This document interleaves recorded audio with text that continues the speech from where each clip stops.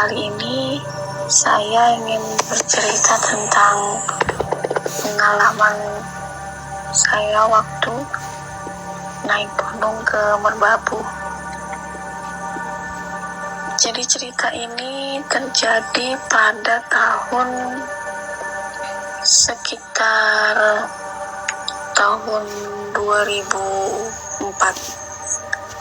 Itu ketika saya SMA. Pada waktu SMA saya ikut ekstrakurikuler pecinta alam, dan pada saat itu diadakan pendakian ke Gunung Merbabu, dan karena itu pendakian pertama dan banyak yang ikut, sekitar 20-an orang.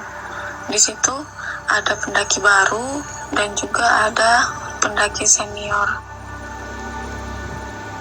Kami mulai start dari base camp itu sudah tengah malam, dan karena pendaki baru ya, jadi kurang begitu paham gitu. Jadi waktu naik itu saya hanya memakai pakaian seadanya, bukan pakaian yang dengan jaket tebal gitu, karena saya nggak tahu kalau ternyata Merbabu tuh dingin banget. Dan entah pada saat itu memang pada musimnya musim dingin, cuman itu saya rasa tuh sampai saya tuh nggak bisa sentuh daun untuk berpegangan karena saking dinginnya gitu. Kami mulai mendaki, dan ya mungkin karena banyak ceweknya yang ikut, jadi kakak-kakak pembina itu juga harus menyesuaikan langkah kami gitu.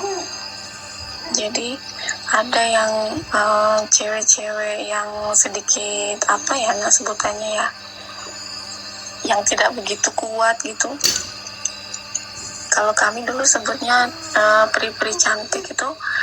Jadi mereka cuman 1, 2, 3 langkah, 1, 2, 3 meter minta istirahat seperti itu. Tapi ada juga yang duluan, karena mereka bilang kalau sedikit-sedikit istirahat justru malah tambah capek seperti itu. Jadilah kita terbagi di dua kelompok. Nah, cerita ini terjadi ketika saya mendului rombongan yang peri-peri cantik tadi. Jadi saya jalan duluan nih. Nah, saya ikut rombongan yang di depan kan. Begitu kami jalan setapak. Nah, di situ kan jalan Merbabu waktu itu seperti mungkin karena malam ya, kayak bertebel gitu debunya tuh. Jadi bukan seperti yang tangga berundak-undak itu, tapi lebih ke jalan yang lebih tebal debunya, jadi licin gitu. Jadi kadang kalau medannya itu agak menanjak tajam gitu, kadang kita tuh terperosok jatuh lagi gitu. Jadi mungkin itu yang membuat saya agak tertinggal dari teman-teman yang di depan gitu. Dan untuk berpegangan tuh kan sangat sulit. Apalagi saya membawa tas ransel yang tinggi gitu. Namanya juga anak baru, belum paham teknik yang seperti itu. Kemudian singkat cerita, saya tertinggal dari kelompok yang di depan. Walhasil saya seorang diri mendaki di situ. Saya daki, waktu itu yang gak ada perasaan takut ya. Pokoknya ya ada 1, 2, 3 kali suara yang di situ saya selalu berpikiran itu mungkin teman saya yang di atas. Berpindah lagi suara, oh itu mungkin teman saya yang di bawah, atau mungkin pendaki lain. Jadi saya juga tidak begitu berpikiran negatif pada saat itu. Nah, tiba pada titik saya merasa sangat kedinginan.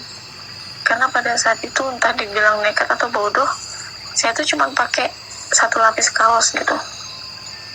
Semakin tinggi mendaki, semakin dingin itu benar-benar sampai menusuk tulang.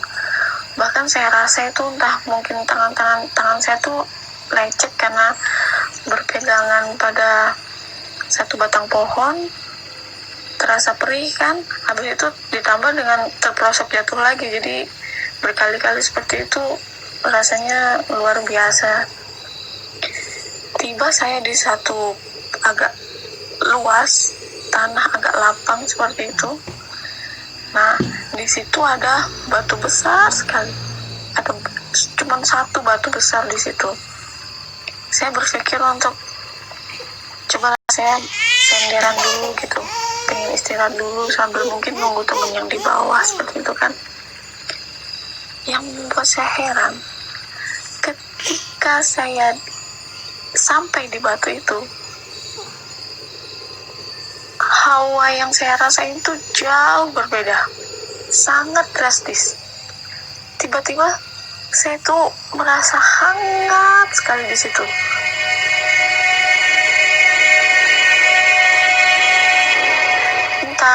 Entah karena batu itu sepanjang siang hari disinarin matahari jadi dia menyimpan panas atau bagaimana, cuman tidak terjadi di batu sekelilingnya gitu kan, ada batu-batu kecil yang tidak sebesar batu itu.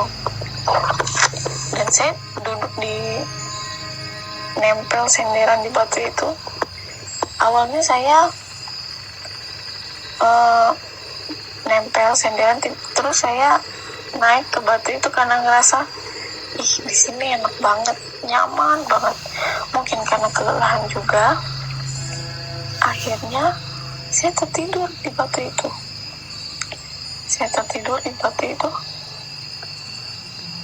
Dan saya punya tidur yang sangat dalam. Nggak ada mimpi, nggak ada, pokoknya kayak hilang kayak gitu.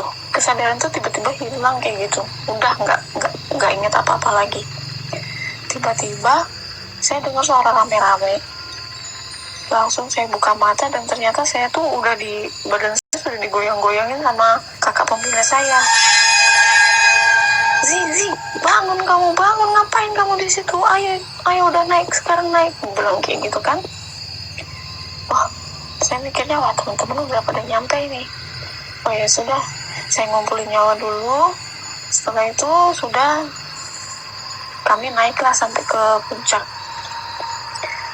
Dan sampai di puncak itu, dan nggak tahu memang gunungnya nggak terlalu tinggi atau pengeras masjid di desa-desa sekitar situ memang keras. Di puncak itu kami bisa mendengar suara azan gitu. Jadi kami sampai di puncak itu pada waktu azan subuh. Sampai di sini kakak pembina itu tuh nggak cerita apa-apa gitu, dan saya juga nggak ada berpikiran negatif apapun. Tapi ketika kami sudah turun, kami sudah di base camp, baru kakak pembina itu cerita sama saya, Zi, kamu tahu apa yang kamu dudukin semalam? Kamu tahu semalam kamu tidur di mana? Nggak tahu, Kak. Soalnya ya enak aja gitu, tiba-tiba ya ketiduran gitu di situ. Saya bilang kayak gitu kan. Lain kali kalau kamu naik, jangan lagi kamu senderan di situ, jangan lagi kamu duduk di situ. Loh, saya kaget kan. Emang itu apa, Kak? Kamu tahu nggak? Itu tuh makam. Itu tuh adalah makam seorang pendaki yang meninggal karena dehidrasi kalau nggak salah ingat, karena dehidrasi atau karena hipotermia. Nah, saya berterima kasih sama kakak pembina itu karena baru memberitahu saya ketika sudah ada di bawah.